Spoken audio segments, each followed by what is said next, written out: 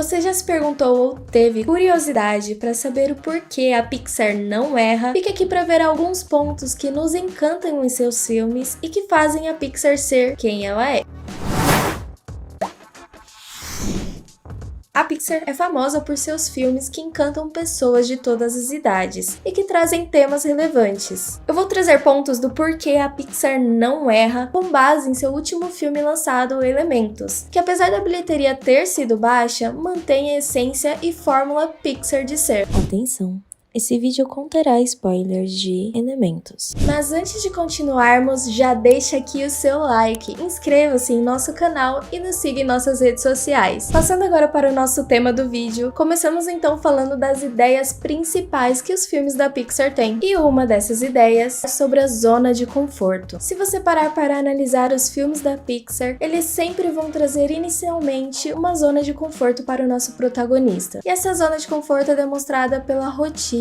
Em Elementos, isso fica claro com a Faísca vivendo uma Vila do Fogo, iniciada ali pela sua família, sem contato direto com outros elementos. E então, subitamente acontece algo que tira esse personagem de sua zona de conforto. Os filmes sempre vão trazer algo que abala essa rotina. No caso de Elementos, isso acontece quando Faísca se vê obrigada ali a conviver com outros elementos enquanto está com risco de perder a loja, que é o sonho de vida de seu pai. Ela se vê obrigada a ir atrás de Gota e a passar por toda a cidade para conseguir que a loja não se feche. Outro ponto dos filmes da Pixar é falar sobre a fraqueza do personagem principal, que apesar do conforto inicial ali do personagem, de seguir a sua rotina, sempre tem um pano de fundo problemático. Como a gente vê ali em Elementos, quando as pessoas de fogo não são aceitas pela sociedade por causa da destruição que elas causam. E é exatamente essa fraqueza que é o motor inicial da aventura. Faísca também tem problema com raiva, que é bem irônico, já que ela é um personagem de fogo ter problema com raiva. Mas também é isso que a leva em sua aventura. Para a Pixar, tudo tem um propósito. Todo acontecimento ali vai contribuir para que o objetivo final seja alcançado. E a Pixar não tem medo de trabalhar com coincidências.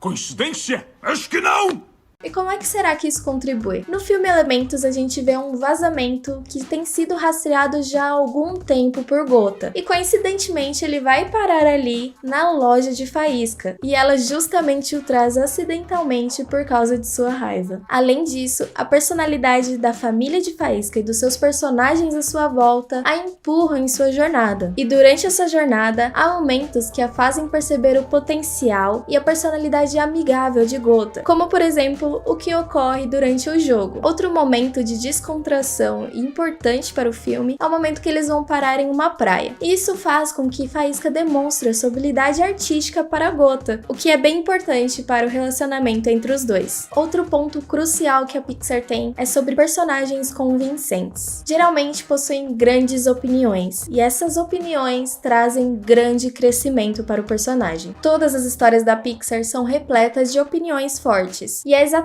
isso que fazem os personagens darem extrema importância a determinadas coisas. Em Elementos não é diferente. É importante para Faísca assumir a loja de seu pai. Ela tem uma opinião forte de que pessoas como ela precisam cumprir o seu dever para sobreviver. E mais para frente, é importante para Faísca que ninguém saiba com quem ela está namorando, já que elementos não devem se misturar, e isso causaria a rejeição de sua família, pois era necessário que ela se envolvesse com alguém também de fogo. Mais um ponto importante sobre a Pixar. Ela vai fazer com que haja empatia. Conhecer o personagem principal profundamente faz-nos ter uma empatia que vai além de apenas gostar da aparência dele. Faz-nos sentir próximos dos personagens quando entendemos os seus sentimentos e nos envolvemos com ele. Faísca tem um físico que nos atrai. Ela é esbelta e possui habilidades que nós vemos ali com o controle do fogo e também ali na gerência da loja. Mas essa conexão nem se compara de quando nós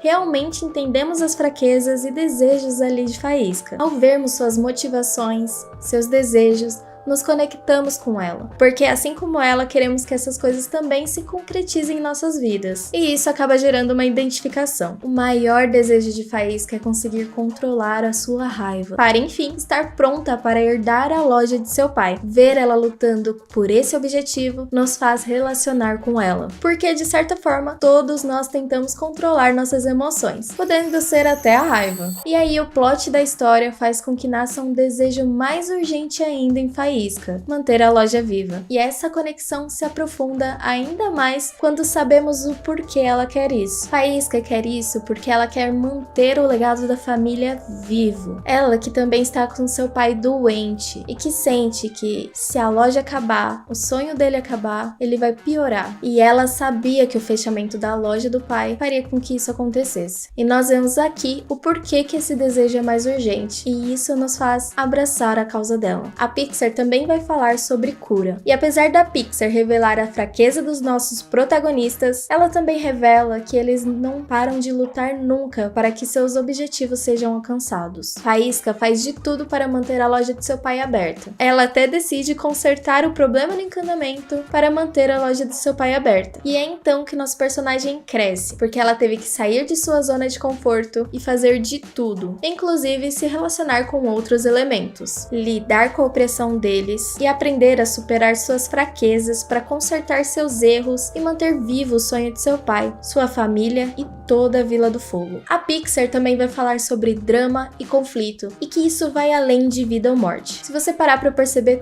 todos os filmes da Pixar trazem um momento de vida ou morte. E isso não é diferente em Elementos. Os conflitos são todas as coisas que estão entre Faísca e seus objetivos. E isso nos leva a pensar, será que realmente ela vai conseguir? E isso vai desde o início. Desde uma cidade não projetada para o convívio entre outros elementos e fogo, e isso acaba fazendo com que Faísca tenha que enfrentar momentos em que ela tem que entrar em um lugar cheio de água, enfrentar uma enchente. E essas são situações que realmente colocam em risco a vida de Faísca, da Vila do Fogo e de sua família. E além disso, temos um conflito explicitamente emocional nesse filme, além de Faísca ter que lidar com essa raiva o filme inteiro. E percebemos que esse problema com raiva tem uma raiz ali de medo, de infelicidade, de viver sob pressão, de viver a vida e sonhos de outras pessoas e não a dela. E aí, quando Gota e Faísca terminam, a gente percebe que não é apenas um conflito de casal. Na verdade, a Faísca internamente está em conflito sobre dever e sobre a sua felicidade ou a sua liberdade. A história demonstra durante quase todo o tempo de tela toda a capacidade que a água tem de acabar com o fogo. E o ápice da história acontece justamente por isso, quando a gente vê que não somente a loja de seu pai mais que está em risco, mas toda a Vila de Fogo. Em um storytelling, a mais poderosa instância de construção é a pessoal, quando o protagonista precisa mudar algo profundo dentro deles para atingir seus objetivos. Isso é profundamente comovente, porque verdadeiras mudanças são extremamente difíceis de lidar, seja na ficção, seja na vida real. Faísca precisa ali inicialmente lidar com seu problema de raiva e aprender a controlar seus sentimentos, mas logo vemos que a mudança que Faísca precisa enfrentar é ainda mais profunda. É uma mudança de pensamento, é uma mudança que mudará completamente o seu estilo de vida. Faísca está diante de construção e destruição. Ela pode construir uma nova vida feliz para si e sua nova família, ou destruir sua felicidade presa na loja vivendo o sonho de seu pai. E com isso nós vemos que tem e existe uma estrutura Pixar. As estruturas da Pixar sempre nos contam o que acontece na história, conectadas ao como e ao porquê. E isso se torna muito relevante para contar uma história. E nós já começamos vendo isso quando o cano da loja se rompe. E aí traz a discussão se a loja deve ser realmente fechada. E é esse incidente que faz toda a história acontecer. Quando Faísca e Gota descobrem a origem do vazamento, temos o ponto que move a jornada. Porque aí quando eles conseguem resolver isso, Gota chama Faísca para sair. E aí há um segundo plot que muda o rumo da história. E quando Gota volta para salvar a Faísca e ela resolve os seus problemas emocionais, nós temos o clímax da história. E todos esses acontecimentos imploram para um como acontecem e por que acontecem. Os porquês costumam aparecer em diálogos, já os como são demonstrados em tela, com as aventuras dos personagens. E para criar toda uma história envolvente, a Pixar constrói mini histórias, fazendo com que cada mini história tenha um pequeno conflito que vai se resolvendo aos poucos, dando gotas de prazer para o público público para compor a história principal. A Pixar ama trazer personagens que têm inúmeras razões para se odiarem, mas que vão se conectando ao longo do filme. E isso é prazeroso para o público. Por isso, ela faz com que fogo se conecte com água. Dois elementos que têm tudo para não existirem juntos, mas que passam por muitas coisas e se conectam ao dividir conflitos e ao terem seus próprios conflitos. As histórias da Pixar costumam ter um duplo clímax. Um clímax que antecede o outro, evidenciando um novo problema que ainda deve ser resolvido. Após a discussão acalorada entre Goto e Faísca, a gente percebe que a sua raiva, na verdade, era uma covardia de enfrentar os seus pais e viver os seus próprios sonhos. E isso só é resolvido no segundo clímax, que é quando acontece a enchente. E aí a gente percebe como a Pixar é uma máquina eficiente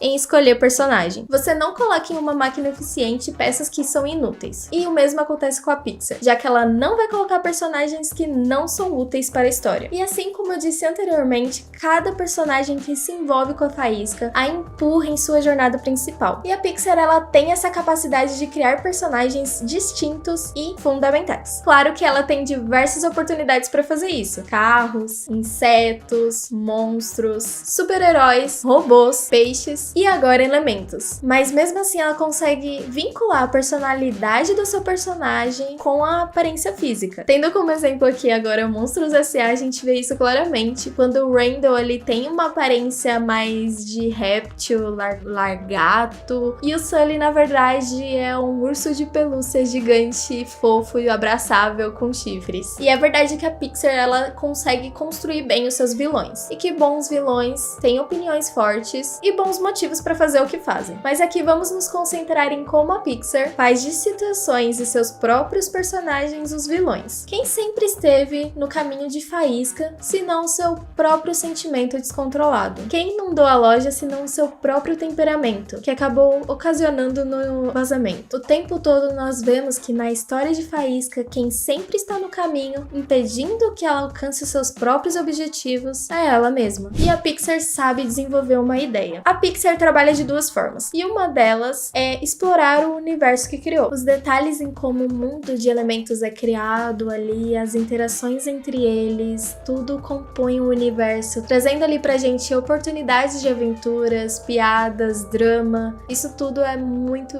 incrível. E a outra forma é através do plano para o personagem e para o plot. Uma vez decidido que Gota ficará com Faísca, cabe entendermos em como chegaremos até lá e como o universo criado vai contribuir para que os dois fiquem juntos. A Pixar possui maestria em subverter as expectativas. Ao olharmos a história, vemos onde queremos chegar e qual é nosso desejo. Que Faísca finalmente consiga herdar a loja de seu pai. Mas no final da história, as expectativas são subvertidas e nos satisfazemos com a frustração inicial, porque agora temos uma nova expectativa, que é que Faísca viva o seu sonho e os elementos vivam em harmonia. E tudo isso contribui para os finais. O grande desafio de todo o filme é construir um final que seja satisfatório sem ser previsível e que faça sentido. Os finais sempre são resultados de trabalho e evolução dos personagens, por isso é satisfatório. Faísca poderia imaginar que salvar a loja de seu pai lhe daria um novo emprego e mudaria o estilo de vida dos elementos, porém nada disso é uma coincidência. Tudo foi conduzido por um objetivo claro e com passos emocionais bem definidos que levou a uma resolução satisfatória. Para criar um final forte, a Pixar